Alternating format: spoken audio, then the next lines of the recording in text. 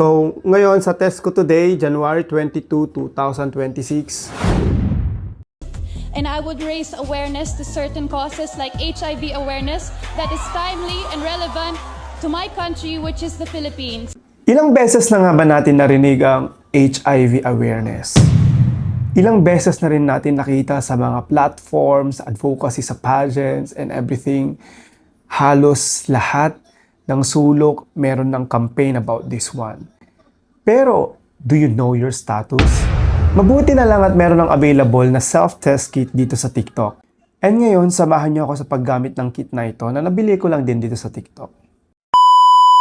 Ang maganda is meron ng available dito sa TikTok na HIV antibody antigen kit. Ayan. So, mas madali nang malaman ang iyong status mo. So, guys, let's try. Whether you're active or not, well, in fairness naman sa akin, I'm not active. And I'm proud of that. Eto, makikita nyo dito yung kit.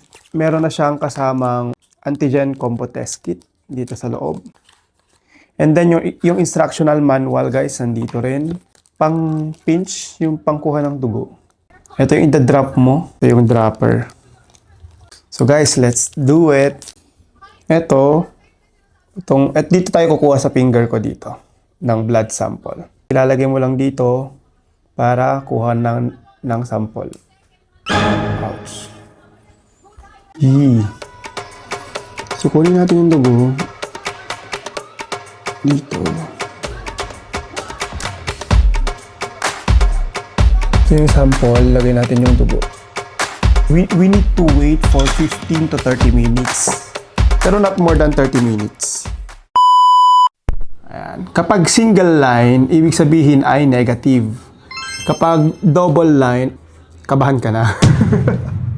Kita mo naman sa kanyang box kung paano makikita kung positive or negative ka. So, ngayon sa test ko today, January 22, 2026, we're proud, negative. Today, I want to encourage everyone to consider HIV self-testing as an empowering and convenient way to know your status.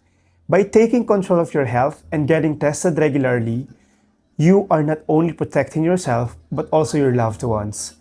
Together, let's break the stigma surrounding HIV testing and promote a culture of self-care and responsibility.